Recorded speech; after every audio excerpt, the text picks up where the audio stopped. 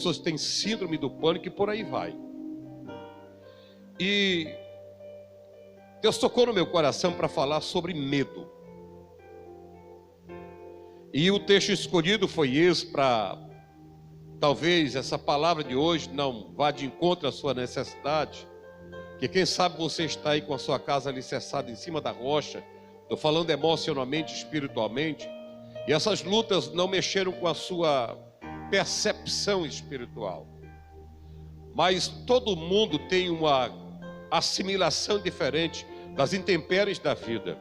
Alguns crescem, outros se machucam, uns se levantam, se superam e outros se vitimizam e caem. E a palavra medo é uma palavra interessante no hebraico.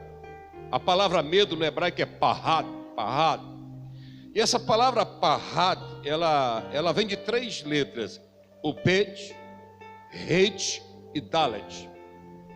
Interessante é essas 3 palavras que formam a palavra medo no hebraico. Bet significa boca, significa aquilo que sai da nossa boca. Interessante que a Bíblia diz que em Provérbios que vida e morte estão no poder da língua. É tão interessante que em João 6,63 Jesus diz: as minhas palavras são espírito e vida. O que é que tem saído da nossa boca ultimamente acerca dos outros e acerca de nós mesmos? Tem situações tão terríveis que nós enfrentamos e muitas vezes nós não entendemos o porquê de determinadas situações. A Bíblia conta a história de uma mulher que há 12 anos padecia de um fluxo sanguíneo. A Bíblia diz que ela tinha sofrido na mão de vários médicos. A Bíblia diz que ela havia gasto tudo o que ela tinha sem conseguir se livrar daquele mal. Aí diz o texto da Bíblia que Jesus estava passando em direção à casa de Jairo e aquela mulher estava na rota do caminho de Jesus. Interessante o que ela profetizou para ela mesma. Ela não esperou o pastor trazer uma palavra de autoajuda ou de ajuda do alto. Ela não esperou um profeta liberar uma palavra para ela, mas naquele momento, naquela encruzilhada existencial, ela disse para ela mesma: se tão somente hoje eu tocar na orla da sua veste, eu ficarei curada. Às vezes o Senhor nos coloca nessas encruzilhadas e nos desmama das amizades. Porque muitas vezes quando nós estamos no meio da prova, os amigos desaparecem e nós às vezes ficamos com raiva das pessoas que eram para nos ajudar no momento de maior dificuldade. Há quem diga que os verdadeiros amigos nós conhecemos na hora da prova. Eu concordo com o filósofo Leandro Carnal, que ele diz que os verdadeiros amigos a gente não encontra na hora da prova, porque na hora da prova todo mundo é solidário. O ser humano é solidário por natureza. Quando a gente vê alguém na prova, a gente se solidariza, compra uma cesta básica, libera uma oferta, faz uma visita. Leandro Carnal diz que todo ser humano, na hora da prova, ele revela a sua humanidade através da solidariedade. Mas ele diz: você quer ver os seus verdadeiros amigos? É na hora que você estiver na bênção. Porque só o verdadeiro amigo é que vai celebrar com você quando você está em cima e não está embaixo. Só o verdadeiro amigo é que vai celebrar a tua prosperidade, a tua saúde, vai se alegrar quando você estiver aqui. Porque às vezes nós somos solidários com alguém que está na prova, mas quando essa pessoa sobe, às vezes o sentimento de inveja vem no nosso coração. Então eu estou juntando aqui as 2 teorias, que os verdadeiros amigos conhecemos na prova, e juntando aqui Leandro Carnal dizendo que os verdadeiros amigos a gente conhece quando nós estamos na bênção.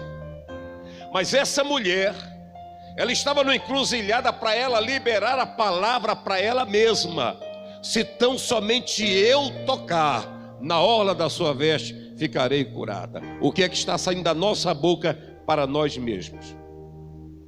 A segunda palavra que constrói a palavra medo, além do pet, que significa a boca, o que sai da boca, e o que sai da boca gera medo ou gera coragem. A segunda letra é ret. Ret significa vida. Ret também significa cercado, muro de proteção. E a terceira palavra que compõe a palavra medo no hebraico é dalet. Dalet significa portal. Portal dimensional. Interessante que quando nós juntamos essas três letras, ped, ret, dalet, que é a palavra parad no hebraico, sabe o que significa? A palavra que sai da nossa boca para afetar a nossa vida e nos levar a atravessar um portal dimensional, seja para o medo ou seja para a segurança. Eu vou repetir, essa palavra medo, juntando essas três letras, significa a palavra que sai da nossa boca, pode afetar a nossa vida e nos levar a atravessar um portal dimensional, seja para o medo ou seja para a segurança. Quando nós falamos de medo, existem dois tipos de medo: o medo positivo e o medo negativo. Medo positivo. O medo positivo nós chamamos de medo preservacionista. Você vai passando numa rua, a rua está escura, você está vendo dois indivíduos na escuridão, e você sabe que se você passar naquele lugar, você será assaltado. Esse tipo de medo é positivo, porque nos preserva. Ainda falando de medo positivo, tem um segundo tipo de medo, que nós traduzimos na Bíblia como temor ao Senhor. É bom quando o crente ele tem temor a Deus. Eu quero que você entenda que essa palavra medo de Deus e temor de Deus no hebraico é quase a mesma coisa. O judeu ele não é como um cristão. Um judeu, quando ele vai ler a Bíblia, principalmente se ele for um judeu ortodoxo, ele tem que beijar a Bíblia 7 vezes depois que ele lê. Ele é muito reverente com as coisas de Deus. Não existe piada acerca de Deus e das coisas espirituais no hebraísmo, porque os judeus levam a Deus muito a sério, muito a sério. Mas o segundo tipo de medo é o medo negativo, e essa palavra medo no grego é phobos, de onde vem a palavra fobia. E o que é uma fobia? A fobia é quando a reação que você tem em direção ao medo, ela é desproporcional, ou seja, o nível de periculosidade que uma determinada pessoa, uma determinada circunstância, um determinado elemento, ele tem para com você, a sua reação de medo é maior do que a periculosidade que o elemento realmente ele aponta para você. Quando esse medo é irracional, é o medo phobos. É a fobia. E dentro das fobias nós temos todo tipo de medo: acrofobia, medo de altura; claustrofobia, medo de ficar em ambientes fechados; aracnofobia, medo de aranha, e por aí vai. A nossa alma às vezes se torna um depósito de lixo emocional, porque nós lemos a palavra, ouvimos a palavra de Deus, e muitas vezes na hora de nós colocarmos em prática, a nossa alma, que tem se colocado como um depósito de lixo, ela torna inoperante a ação da palavra de Deus na nossa vida. Mas nessa noite, Deus tem uma palavra para nós vencermos os nossos medos. Mas agora sim diz o Senhor, que te criou, ó Jacó, e que te formou, ó Israel: não temas, porque eu te remi, chamei-te pelo teu nome, e tu és meu. Quando passares pelas águas, eu serei contigo. Quando passares pelos rios, eles não te submergirão.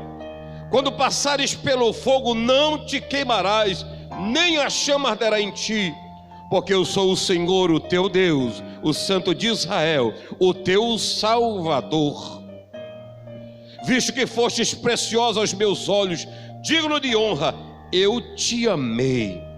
Verso 5: não temas, porque eu sou contigo. Meus queridos, está na hora, no meio dessa pandemia, de nós nos livrarmos desses medos. Nós não podemos ser dominados pelo medo. Pode pular, Belinha.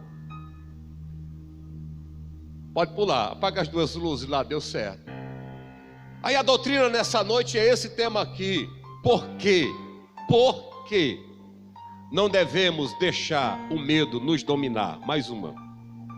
Por que nós não podemos deixar o medo nos dominar? A Bíblia, ela tem a receita. Isso aqui é só um teste, viu? Estou fazendo um teste para ver se dá para todas as quinta-feiras a gente pregar assim na doutrina. Fica mais pedagógico, você vai ouvir, você vai visualizar. Por que não devemos deixar o medo nos dominar? Primeira razão, olha o versículo de número 1. Sabe por que eu não posso deixar o medo me dominar? Eu vou contar de 1 a 3 e você vai ler isso daqui, tá bom? 1, 2, 3. Aperte a mão de alguém, diga para ele: não temas, porque você pertence a Deus. Olha o versículo 1, mas agora sim diz o Senhor, que te criou, ó Jacó, e que te formou, Israel, não temas, porque eu te remi, chamei-te pelo meu nome, e tu és meu. Sabe por que nós não devemos temer? Porque nós pertencemos a Deus.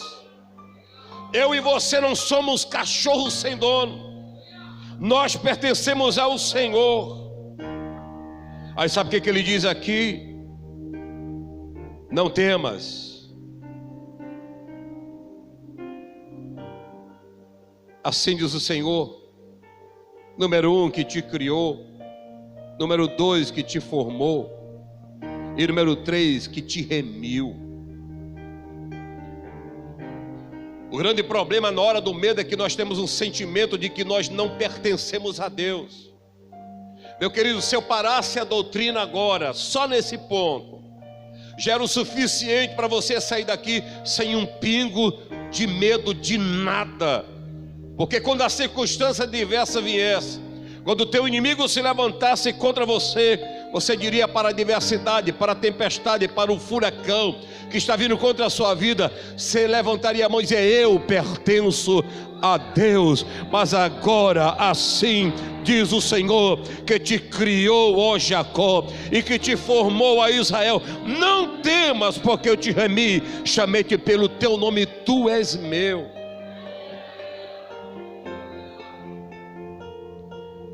Nós somos de Deus, sabe por quê? Porque em primeiro lugar, nós fomos comprados pelo precioso sangue de Jesus. Meus queridos, nós não fomos comprados com prata, não fomos comprados com ouro, não fomos comprados com sangue de bode, nem sangue de galinha. Sabe por que nós pertencemos a Deus? Porque nós fomos comprados com a moeda mais cara que existe no mundo. Não é o sangue humano, mas o sangue do Cordeiro de Deus, que tira o pecado do mundo.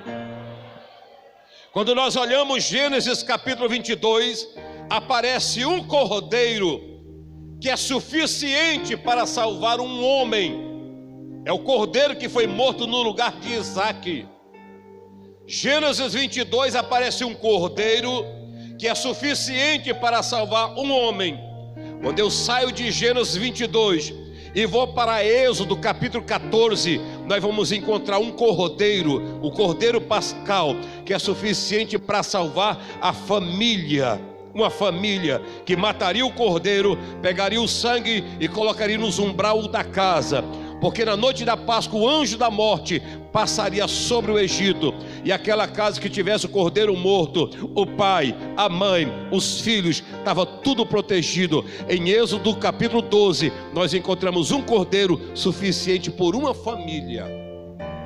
Quando nós chegamos em Levítico, aí agora Deus manda matar um cordeiro no dia 14 de Nissan, no dia do Yom Kippur. Aí esse cordeiro era suficiente, não mais pelo indivíduo, não mais para uma família. O cordeiro morto uma vez por ano no dia do Yom Kippur era suficiente para salvar uma nação toda, perdoar os pecados de toda a nação de Israel. Mas em João capítulo 1 versículo 29 aparece um cordeiro que não salva somente uma pessoa, que não salva somente uma família, que não salva somente uma nação. João Batista diz: eis aí o Cordeiro de Deus, que tira o pecado de todo mundo. Nós fomos comprados pelo sangue do Cordeiro. Saramás, estou clamando, mas agora sim diz o Senhor, que te criou, Jacó, e que te formou, Israel, não temas, porque eu te remi, chamei-te pelo teu nome, tu és meu. Sabe o que significa remir? Remir significa resgatar. Remir significa resgatar. A Bíblia diz: se o Filho do Homem vos libertar, verdadeiramente sereis livres. Nós fomos resgatados da nossa antiga forma de viver. Nós fomos resgatados do mundo, do império das trevas e do mal, e agora nós fomos transportados para a luz do seu Filho em amor. O Senhor nos resgatou, o Senhor nos comprou. E em terceiro lugar, uma coisa linda, Ele diz: eu te chamei pelo teu nome. Eu te chamei pelo teu nome. Hoje, enquanto eu tomava café com meu filho mais novo, aí ele brincou e disse: o Senhor me chamou. Assim, eu ouvi uma voz parecida com a sua, chamando assim Marcelo. Eu disse: não te chamei não. Pois eu achei que o Senhor estava me chamando no corredor. E eu disse: você sabe o que significa, Marcelo? Essa voz eu ouvi há 25 anos atrás. Essa voz eu ouvi há 25 anos atrás. Uma vez um jovem da mocidade perguntou para mim: pastor, o senhor já ouviu audivelmente a voz de Deus? Eu disse para ele: sim, algumas vezes eu ouvi audivelmente a voz de Deus. E a primeira vez que eu ouvi a voz de Deus, eu tinha fumado 11 baseado de maconha. Eu estava muito doido. Eu estava com a lata de fumo enterrada, traficando. Quando aproximadamente meia-noite, atrás de mim, uma voz disse: Narcélio. Eu me virei para ver quem estava falando comigo. Não era ninguém. E a voz continuou dizendo: isso não é vida para ti. 18 anos eu tinha, mas eu só vim atender ao chamado aos 30 anos de idade, porque eu ouvi a voz dele. E eu disse: toma cuidado, Marcelo, daqui a pouco ele vai te chamar mais ainda, e não tem coração duro que possa resistir quando ele chama pelo nome.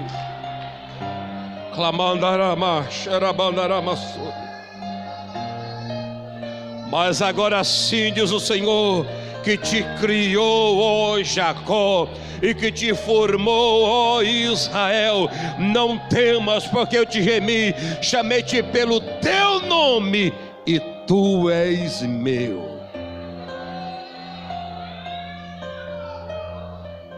Você consegue imaginar Deus dizendo: você é meu? Você consegue imaginar o Deus que criou os céus e a terra dizendo: você é meu, e eu te chamei pelo teu nome, e eu te comprei. Sabe por que você não deve ter medo? Porque você pertence a Deus. Sabe por que você não deve ter medo? Porque você agora pertence a Deus. Você pertencia ao pecado, você pertencia ao diabo, você pertencia ao inferno, você pertencia às trevas. Agora você pertence à luz, agora você pertence a Deus. Agora você é propriedade do Espírito Santo, propriedade exclusiva de Deus. Não temas, porque agora você pertence a Deus. Se eu parasse aqui a doutrina estava bom demais, mas tem mais. Olha o versículo 2, a segunda razão pela qual você não pode ter medo. Está um pouco escuro aqui, mas eu vou dizer. Olha o versículo 2: quando passares pelas águas, eu serei contigo. Quando passares pelos rios, eles não te submergirão. Quando passares pelo fogo, não te queimarás, nem a chama arderá em ti. Anote aí, segundo motivo, porque você não pode ter medo. Anote aí, porque você não está sozinho. A igreja do Senhor não está só. Pastor Narcélio não está só. As senhoras não estão sozinhas. Os jovens não estão só. Israel, você não está só. Sabe por que eu não tenho medo? Porque em primeiro lugar eu pertenço a Deus. Não tenho medo porque em segundo lugar eu sei que eu não estou sozinho nesta guerra. Quais foram as últimas palavras de Jesus? Alguém diria: Pai, está consumado. Não, essas aí foram as últimas palavras na cruz. Mas qual foram as últimas palavras de Jesus? Mateus 28, 20. Ele disse: eu estarei convosco todos os dias, até que o mundo se acabe, até a consumação dos séculos. Essas foram as últimas palavras de Jesus. E geralmente a última palavra que nós ouvimos é a voz que nós obedecemos. A psicopedagogia ensina quando você for mandar uma criança parar de fazer alguma coisa, você não pode dizer: não faça isso, não faça isso, porque a última palavra que vai ficar na mente da criança é: faça isso. É por isso que algumas mães não têm sucesso quando diz: não faça isso. O menino continua fazendo, porque a última palavra que ele ouviu foi: faça isso. E qual é o correto, pastor? Pare. Pare. E as últimas palavras que nós deveríamos guardar no coração foram as últimas palavras de Jesus quando esteve aqui: eu estarei convosco todos os dias, até a consumação dos séculos. Deixa eu citar uma frase para você que não é de minha autoria. Eu esqueci agora o autor, o teólogo. Ele diz que Deus se esconde, mas não nos abandona. Deus se esconde, mas não nos abandona. Deus se esconde, pastor? Sim. Ele mesmo disse: me achareis quando me buscardes de todo o vosso coração. Deus, ele se esconde, mas ele não nos abandona. É uma pena que quando os índios olham para o sol, para a lua, para as estrelas, para o mar, para os rios, eles não procuram saber quem criou. Eles acham mais fácil adorar o sol, a lua, as estrelas e a natureza. Mas Deus se esconde atrás da sua criação. Deus está escondido lá. Deus está escondido, mas ele não se ausenta.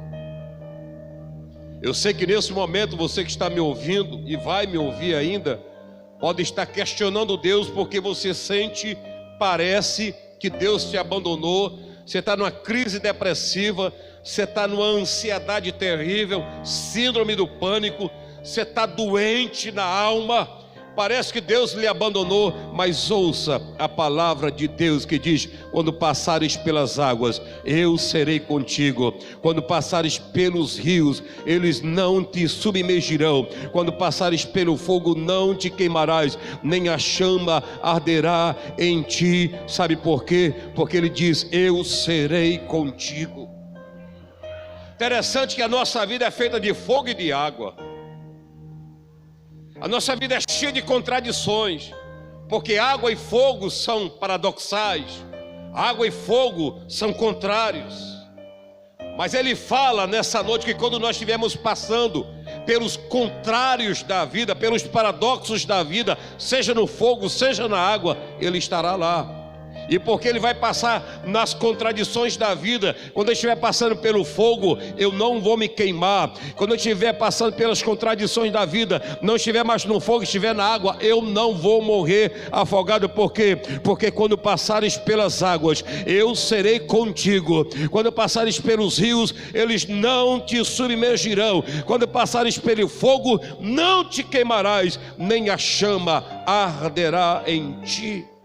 Você não está só. Nós não estamos só. Esse é o segundo motivo pelo qual eu não devo ser dominado pelo medo, porque eu sei que eu não estou só. Eliseu, nós vamos morrer, Eliseu. Por que, Geazi? Eu abri a janela agora da escola de profeta e sabe o que eu vi aí fora? Eu vi a nossa escola de profeta cercada de exércitos assírios. Nós vamos morrer. Aí o profeta olhou para o menino e disse: oh meu Deus, abre os olhos desse crente.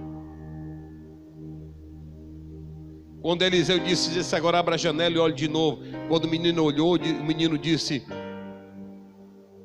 eu estou vendo carros e cavaleiros, mas não é dos assírios. Eu estou vendo carros e cavaleiros de fogo.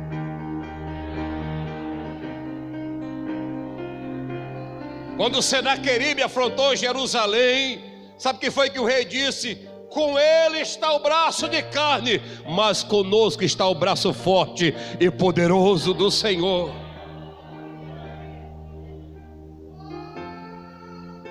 Você não está sozinho. Ninguém está só. Ou você está acompanhado de demônios, ou você está acompanhado de Deus. Mas ninguém anda só. Ou você está cheio de demônios, ou você está cheio do Espírito Santo. Ou você é de Deus, ou você é do diabo. Ou você é de cima, ou você é de baixo. Ou você está na luz, ou você está nas trevas. Não existe território neutro no mundo espiritual. Você pode chegar aí num terreno aí e dizer: esse terreno não tem dono, bota a estaca, mas se prepare que no outro dia aparece o dono com a polícia e lhe bota para correr, porque não existe terreno sem dono. E deixa eu te dizer uma coisa: essa igreja, a igreja do Senhor Jesus, ela não está só, porque o Espírito de Deus habita no meio de nós, está conosco e mora dentro de nós. Não temas, porque você não está só. E sabe o que João diz? Maior é o que está dentro de nós do que aquilo que está no mundo. Mas eu vou lhe dar mais um motivo para você não temer. Vamos para o próximo, que é o versículo 3. Sabe por que você não deve temer? Primeiro, porque você pertence a Deus. Segundo, porque você não está só. E olha o terceiro motivo pelo qual você não deve temer: porque você tem um Deus que te...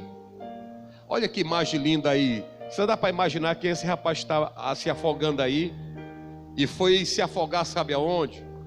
No lugar mais propício para um crente se afogar, que foi nos pés de Jesus. Porque a Bíblia diz que Jesus só estendeu a mão, puxou Pedro e disse: homem de pequena fé, por que duvidaste?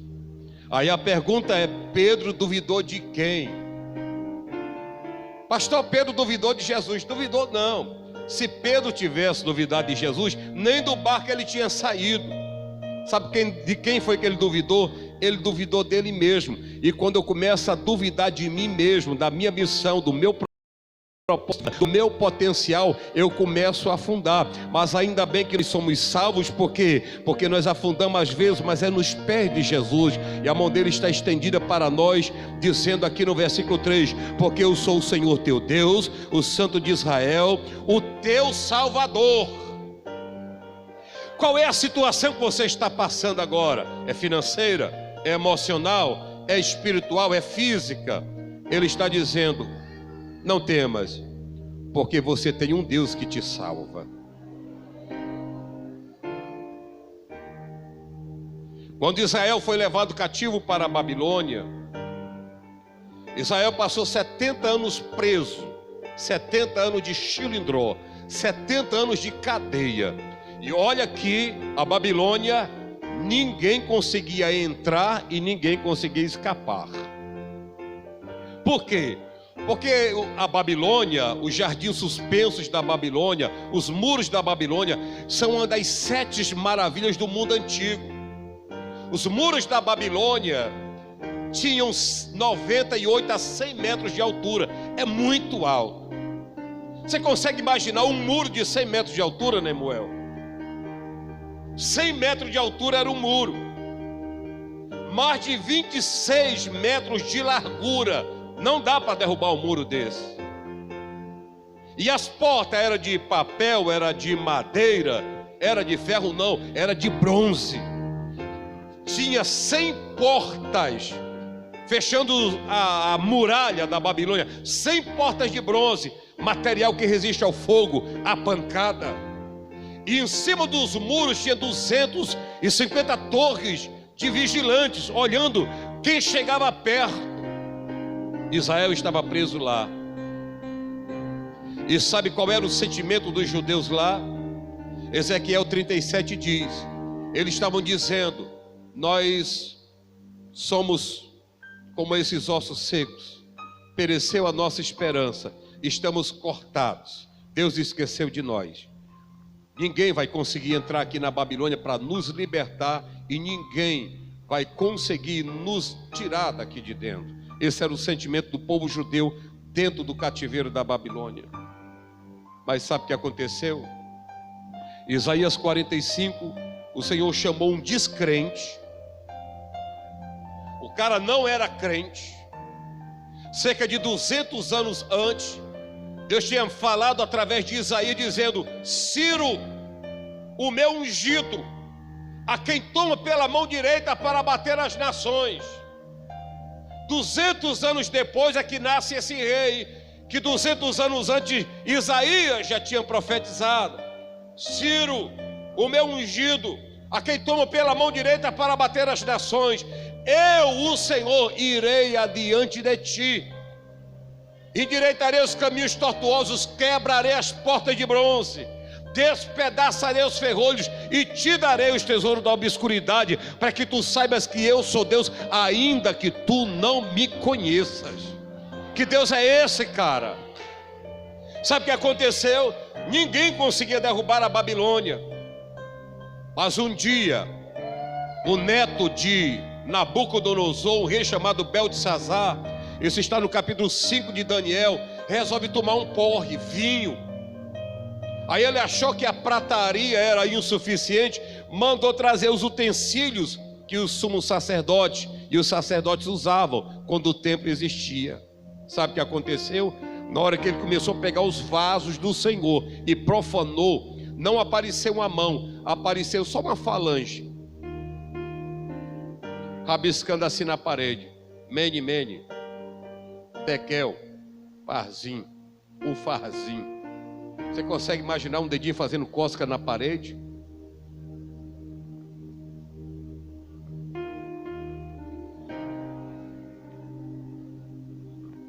E interessante que aquela língua era aramaica, era a língua que o rei falava. Ele leu, só não teve foi um entendimento do significado. Entrou Daniel, já velhinho. Aí quando entrou Daniel, quando Daniel olhou para aquele blackboard, aquele quadro negro, Daniel fez assim: eu conheço essa mão, eu também conheço essa letra. Aleluia, aleluia, aleluia.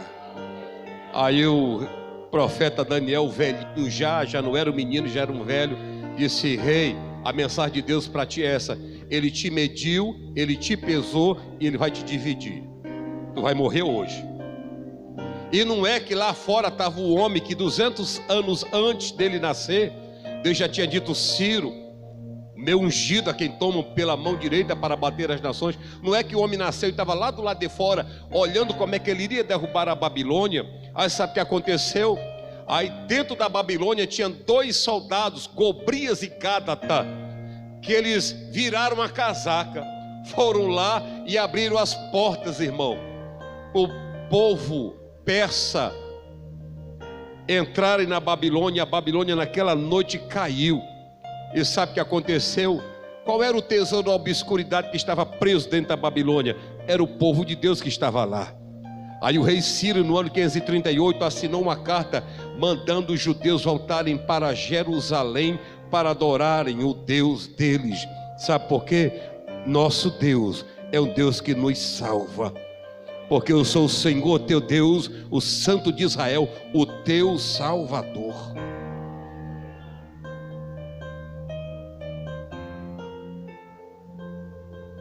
Vou lhe dar mais um comprimido para você se acalmar dessa ansiedade, desse medo. Vamos para o próximo. Sabe qual é o quarto motivo pela qual você não pode ser dominado pelo medo. Olha aí, eu vou contar de 1 a 3 e toda a igreja vai ler, tá bom? 1, 2, 3. Vamos lá de novo, diga 1, 2, 3, vai lá. Porque você... Olha aí o versículo 4. Visto que fostes precioso aos meus olhos, digno de honra, te amei. Uau! Visto que fostes precioso aos meus olhos, e és digno de honra, e eu te amo. Hoje mesmo eu estava orando no meu lugar secreto, eu olhei para o céu e disse assim: Pai, eu te amo. Agora eu te amo porque tu me amou primeiro. E tu me amou sendo eu ainda pecador. E Deus está dizendo no versículo 4: sabe que você não deve ter medo, porque você é precioso para Deus. Agora a nossa preciosidade, calma, tem crente aí já pensando naquele hino: você é precioso, mais caro do que ouro de Ofir. Calma, a tua preciosidade não está em você. Cuidado que esse hino não tem nada de Deus, viu, irmão? Esse hino é bonito, fez muito sucesso, mas esse hino não tem nada de Deus. Sabe por que nós somos preciosos? Não é por conta do que nós somos preciosos, é por causa do preço que nos foi pago. Foi pago para nos resgatar. A nossa preciosidade vem pelo preço que foi pago. E que preço foi? O sangue do próprio Deus. E Deus tem sangue? Não, Deus não tem sangue. Mas para poder nos amar e nos salvar, Ele tabernaculou, Ele encarnou, Ele ficou sujeito a um corpo cheio de tentações, para sentir o que nós sentimos, para ser o nosso Redentor. E esse preço foi muito alto. Pastor, tem muitas coisas na Bíblia que eu não entendo. Se Deus sabia que Adão iria pecar, por que Deus permitiu? Por que Deus não criou Adão sem essa capacidade de pecar? Meu querido, uma coisinha chamada liberdade. Só isso. Não importa se o nome de liberdade você vai dar, como os calvinistas dizem, livre agência. Não importa se esse nome de liberdade você vai dar, como os arminianos dizem, livre arbítrio. Os calvinistas dizem que o homem tem livre agência. Os arminianos dizem que o homem tem livre arbítrio. Deixa eu te dizer uma coisa, eu não vou entrar nessa querela teológica, que há 2000 anos existe a igreja, mais de 500 anos de teologia, e ninguém conseguiu ainda definir esse ponto de tensão. E não sou eu que vou tentar resolver essa questão, que há muitos anos vem sendo questionada. Eu só sei de uma coisa: eu sou livre e Deus é soberano. Eu não sou robô. Mas eu quero que você entenda que toda a teologia bíblica e toda a Bíblia se divide só em 4 pontos: criação, queda da criação, redenção dos caídos e, em 4º lugar, restauração de todas as coisas. Anote isso aí, principalmente os alunos da teologia. Toda a Bíblia se resume em 4 pontos. Número 1, criação. Depois, número 2, a queda da criação. Número 3, a redenção dos que foram caídos. E vai chegar um momento aí que Deus vai restaurar todas as coisas. Aí não haverá mais necessidade de sol, porque o Cordeiro vai nos iluminar. Não haverá mais necessidade de médico, porque não haverá mais enfermidade. Não haverá mais necessidade de lenço, porque não haverá mais choro. Não haverá mais morte. Não haverá mais dor. Não haverá mais coronavírus. Não haverá mais sol. Não haverá mais lua. O Cordeiro de Deus irá nos apacentar. E o ser humano, ele é tão interessante, que Deus formou o homem espírito, alma e corpo. O ser humano é o único ser na criação que tem um corpo físico. Nem os anjos têm corpo físico. Pastor, e os animais? Os animais têm corpo físico, mas não têm espírito. Mas o ser humano é o único que está ligado em 3 mundos: o mundo da matéria, o mundo da alma e o mundo do espírito. No mundo da matéria eu como, cheiro, me alimento, sobrevivo e vivo. No mundo da alma eu me confronto comigo mesmo. Mas no mundo do espírito eu falo com o meu paizinho e ele fala comigo. Porque agora nós temos a mente de Cristo. E sabe o que é a mente de Cristo? É o Espírito Santo habitando dentro do crente. Isso fala que nós temos a mente de Cristo. E aonde é que o Espírito Santo mora? É no meu corpo? Não. O Espírito Santo mora dentro do meu espírito. Porque o Espírito de Deus testifica com o nosso espírito que nós somos filhos de Deus. E os filhos de Deus são guiados pelo Espírito de Deus. Mas eu vou lhe dar mais uma dica para você não ter medo. Quinto lugar, sabe por que você não deve ter medo? Irmão, porque não há limite para Deus. Olha o que Deus está dizendo no verso 5: não temas, porque eu sou contigo. Trarei a tua descendência desde o Oriente e te ajuntarei desde o Ocidente. Não existe limite para Deus. Sabe o que a Bíblia diz em Lucas 1:37? Que não existe impossível para Deus. Esse termo impossível é no mundo dos homens, mas onde Deus habita não há impossível para Deus. Não existe impossível. O povo de Israel estava caminhando no deserto, estava passando necessidade como alguns crentes passam, estavam com vontade de comer carne, galeto. Só que quando eles olharam para o deserto, não tinha açougue, não tinha padaria. O povo tudo com fome. Aí o povo olhou para Moisés, o seu pastor, e disse: Moisés, porventura poderia Deus criar para nós um banquete no deserto? Ô povo incrédulo. Aí Deus, quando o povo disse: Moisés, poderia Deus criar para nós um banquete no deserto? Aí disse: Moisés, vem cá, deixa eu cochichar uma coisa no teu ouvido. Diga para eles, pergunta para eles: ter-se-ia encurtado o braço do Senhor?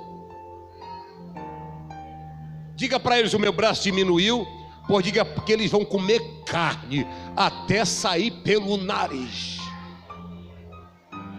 Meu querido, o historiador Flávio Joséfo diz que era 1,5 metro de codorniz, irmão. E o povo estava tão irado que tinha deles que não estavam nem derramando sangue na terra, que Deus já tinha dado ordem, comendo carne crua, sushi de codorniz. Aí Deus ficou com raiva, irmão. Matou naquele dia, liberou uma praga, matou muita gente. Sabe por quê? Porque eles comeram com sangue? Não, é porque eles eram incrédulos. Deixa eu te dizer uma coisa: não tem limites para o nosso Deus. Não coloque limites para o teu Deus. Ele faz o que quer, na hora que quer, no momento que quer. Aleluia. Não tem limite para Deus. A irmã Maria olhou para o anjo Gabriel e disse: como é que pode ser isso? Eu sou virgem, eu não conheço o homem, como é que eu vou engravidar? O anjo disse: calma, irmã Maria, acalma o teu coração. Descerá sobre ti a virtude do Espírito, e fique tranquila, que você vai ser cheio do Espírito Santo, e dentro de você vai gerar aquele que há de ser o Salvador de Israel, o Emanuel, o Deus conosco.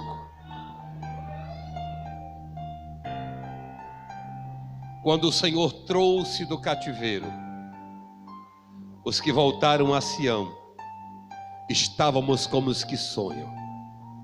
Então a nossa boca se encheu de riso e a nossa língua de cânticos, porque se dizia na Cidade Nova, se dizia no Ayrton Senna, se dizia no Zé Walter e no Budupim: grandes coisas fez o Senhor por este. Por isso é que eles estão alegres. Com efeito, grandes coisas fez o Senhor por nós, por isso estamos alegres. Restaura, Senhor, novamente a nossa sorte, como as correntes do Neguebe. Aquele que semeia em lágrimas voltará com alegria. Aquele que leva a preciosa semente andando e chorando voltará sem dúvida com alegria, trazendo consigo os seus molhos. Não coloque limites para Deus, porque para Deus não existe nada impossível. Sabe o que a filosofia diz? Principalmente Nietzsche. Nietzsche ele era nihilista. Ele dizia que tudo que nós vemos é nada e tudo termina em nada. Nietzsche dizia que o nada produz nada. É porque Nietzsche não conhecia o Deus da Bíblia que diz Bereshit bara Elohim et hashamayim ve'et haaretz. No princípio criou Deus os céus e a terra. Criou de quê? Do nada. Mas a filosofia não diz que o nada cria nada. Mas o nosso Deus disse: eu não preciso de nada para criar alguma coisa. Aleluia. Porque do nada surgiu os céus e a terra só pelo poder da palavra dele que saiu da sua boca. Aleluia. A filosofia diz que nada gera nada, mas eu digo para todo filósofo e todos aqueles que são ateus, aleluia, meu querido, o nada para você gera nada, mas do nada Deus tirou tudo, tirou eu, tirou o mundo, tirou o sol, a lua e as estrelas, do nada Deus criou tudo que você está vendo hoje. Por quê? Porque não tem impossível para Deus. Vamos para frente, Belinha. Por que você não deve ser dominado pelo medo? Sexto lugar, cara, porque você é filho de Deus. Olha aí, direi ao norte dá, ao sul não retenhas, trazei meus filhos de longe e minhas filhas da extremidade da terra. Cara, sabe por que eu não devo ser dominado pelo medo? John Lennon e algum Paul McCartney que pode estar por aí. Quero te dizer uma coisa, eu não devo ter medo porque, cara, eu sou filho de Deus. Ele veio para o que era seu, mas os seus não receberam. Mas todo aquele que o recebeu, Deus lhe deu o poder de ser chamado filhos de Deus, a saber, os que creem no seu nome. E deixa eu te dizer uma coisa, Isaías 49:15, ele diz: pode uma mãe que amamenta esquecer de seu filho? Essa mãe nunca vai esquecer de amamentar o filho. Mas se essa mãe esquecer do filho que amamenta, assim diz o Senhor: eu, o Senhor, não me esquecerei dos meus filhos. E ele diz: qual é de vós? Vocês sendo maus, sabem dar boas dádivas aos vossos filhos, quanto mais o Pai do céu não nos dará o Espírito Santo. Quando alguém disse nos ensina a orar, ele disse: você vai orar o seguinte, você não vai orar como alguns crentes da Assembleia de Deus: maravilhoso Deus e eterno Pai, nesse conclave espiritual nós estamos aqui nessa noite para magnificar o teu santo nome. Tu és excelso, tu és grandioso, tu és soberano. Não, você não ora como aqueles crentes, alguns crentes da Assembleia de Deus. Quando você for orar, você entra no teu quarto e é assim: Paizinho, papai. Você só vai dizer isso. Não precisa chamar ele de Deus, porque agora ele é Pai. Existem 4 níveis de intimidade na Bíblia e você escolhe qual é dos níveis que você quer andar. Eu vou repetir, existem 4 níveis de intimidade na Bíblia e você escolhe um dos 4 para você andar. Primeiro nível de intimidade da Bíblia é o nível de servo. Mas o que une o servo ao seu Senhor é o medo. Um servo só faz aquilo que o Senhor manda, mas ele faz porque ele tem medo. Eu não quero ter esse relacionamento de servo para com o meu Senhor. Segundo nível de intimidade na Bíblia é o de trabalhador. Só que o trabalhador, o único elo de intimidade que ele tem com o seu patrão é porque ele recebe de salário. E eu não quero isso. Eu não quero ter esse relacionamento com Deus. Terceiro nível de intimidade da Bíblia é de amigo. Abraão foi chamado amigo de Deus. Jesus, antes de pagar o preço, disse: eu não vos chamo mais de servo, mas de amigos. Mas tem um detalhe: amigo só lembra da gente quando está apresentando o cartão de crédito emprestado. Eu não quero assim. Mas existe o 4º nível da Bíblia, é o de filho. Eu não quero andar como servo de Deus. Eu não quero andar como trabalhador da seara de Deus. Eu não quero ser só amigo de Deus. O Senhor me pagou um preço muito alto para que eu fosse chamado filho de Deus. Vamos para casa? Para encerrar, 7º lugar, por que você não deve ter medo? Sabe por quê? Porque eu e você, nós existimos só por uma coisa: existimos para a glória de Deus. A todos que são chamados pelo meu nome, e que os criei para a minha glória, e que formei, e que os fiz. Mateus, se aproxime.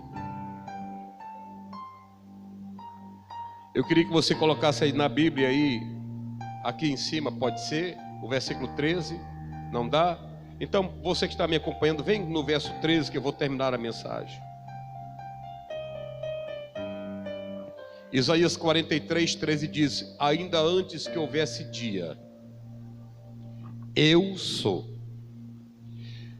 E não tem ninguém que possa fazer alguém escapar das minhas mãos, porque operando eu, quem impedirá?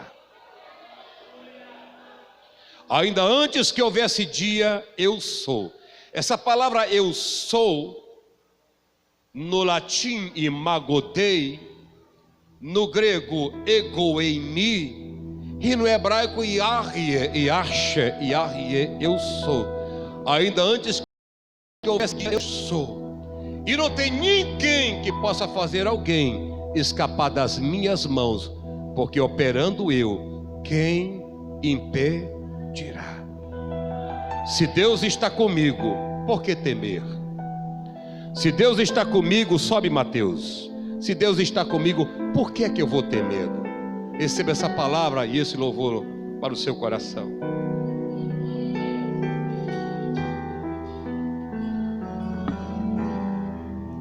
Eu sou, Senhor, o teu Deus.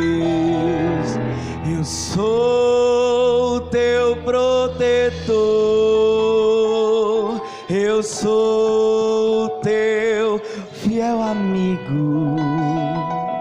Na alegria e na dor, porque tu te entristece, alegra o teu coração,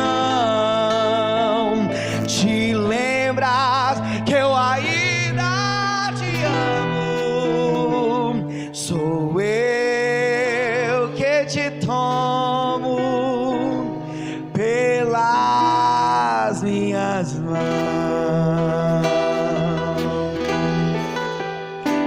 Se pelo fogo passares, a chama não te queimarão, ou nas profundezas,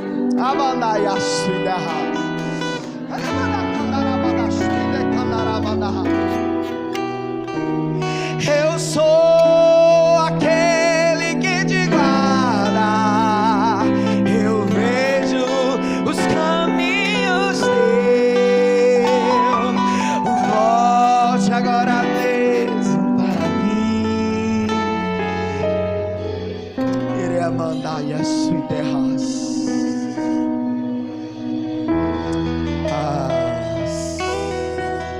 Muitas vezes nas horas de angústia, tu chegas, Deus, não estás me vendo, parece que é chegado o meu fim. Não tema,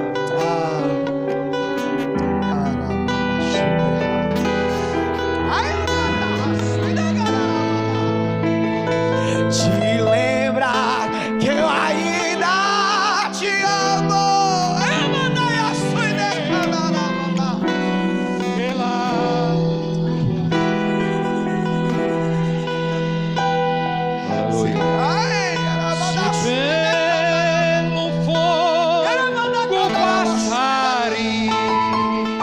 A chama não te queimará, ou nas profundezas dos mares, as águas não te afogarão. Eu sou aquele que te guarda e vejo os caminhos teus. Volte agora mesmo para mim. Eu te escolhi e tu és meu. Aleluia. Se pelo fogo passares,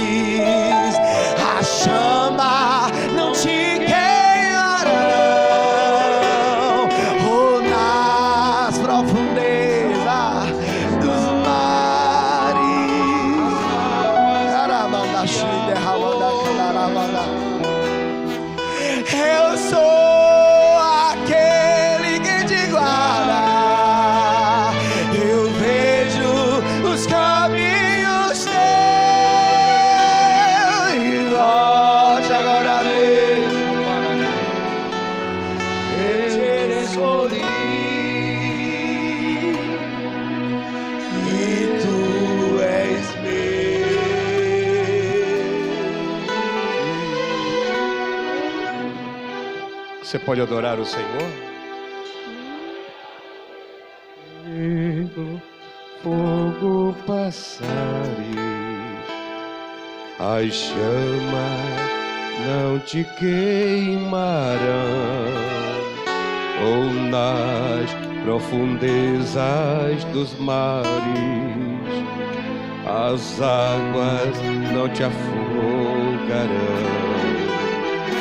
Eu sou aquele que te guarda, eu vejo os caminhos dele.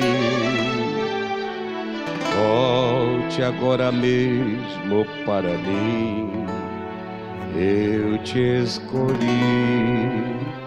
e tu és meu. Pai, em nome de Jesus, nós queremos agora, nesse momento de oração, clamarmos pela vida da irmã Rocilda, que está na sua casa passando mal. Pai, a tua palavra diz que o Senhor é um Deus de perto e também é um Deus de longe. A tua filha está ali, ela já é uma anciã. O seu corpo, meu Pai amado, já está sentindo o desgaste natural dos dias vividos aqui na terra. Mas nós, como igreja, clamamos, meu Pai amado, pela restauração da saúde da tua filha, Senhor. Pai querido, no Salmo de número 71, o salmista diz: quando eu estiver velho e de cabelos brancos, não me desampares, Senhor, até que eu tenha anunciado a esta geração teu poder. Pai querido, diz a tua palavra que na velhice serão viçosos e ainda darão frutos, meu Pai. Nós intercedemos pela saúde da tua filha. E agora, nesse momento, meu Pai amado, eu oro por todos aqueles que ouviram essa palavra, que o Senhor fez arder no meu coração, Senhor. E eu sei, meu Pai amado, que muitas vezes ela não serve para nós, porque nós não estamos passando, mas alguém do nosso lado, meu Pai amado, está passando uma situação pior, difícil. E muitas vezes, meu Pai amado, nós não temos a sensibilidade de entender a luta dos nossos irmãos. Mas que nessa noite essa palavra seja bálsamo, que essa palavra seja lenitivo para as feridas da alma, Senhor. Fortalece a tua igreja, fortalece os teus filhos, Senhor. Em nome de Jesus, meu Pai, nós abençoamos a todos que estão ouvindo essa palavra, em nome de Jesus. Você pode dizer amém? Fique de pé, vamos terminar o culto. Chove, para, vamos para casa, né? A gente toma um banho de... Glória a Jesus, meus amados. Então, deixa eu só avisar para a igreja que agora nós temos mais 2 presbíteros, né? O Paulo Rogério e o Nilton, que não é diácono. Se no meio dessa caminhada eu tiver a dizer: irmão, vamos aqui ouvir o diácono Paulo Rogério, é força de hábito, o diácono Nilton é força de hábito, até a gente se acostumar com a nova posição de vocês, tá bom? Agora eu quero dizer que nós temos 4 presbíteros na nossa igreja. E a função do presbítero é ajudar o pastor a resolver problema. E para resolver problema tem que ser do naipe do Raimundo, do naipe do Luiz Gomes, do naipe do Nilton e do naipe do Paulo, certo? Pastor, e a pregação? Eu já tenho 17 pregadores aqui. Nós já temos 17 pessoas que pregam aqui. E eu não estava atrás de novos pregadores, estava atrás de gente que me ajude com muita calma a resolver os problemas da igreja, que são muitos. E para isso eu tenho que ter um corpo presbiterial que tenha equilíbrio emocional, sabedoria, certo? Seja homens de oração e que governem bem a sua casa. Que o amor de Deus, o nosso Pai, a graça e a paz do nosso Senhor e Salvador Jesus Cristo, a comunhão e a consolação do doce Espírito venha sobre a sua igreja desde agora e para todos sempre. E o povo de Deus diz amém. Não é obrigado os irmãos saírem correndo, pode ficar à vontade. Quando a chuva der uma trégua, se você não quiser se molhar, pode sair, tá bom?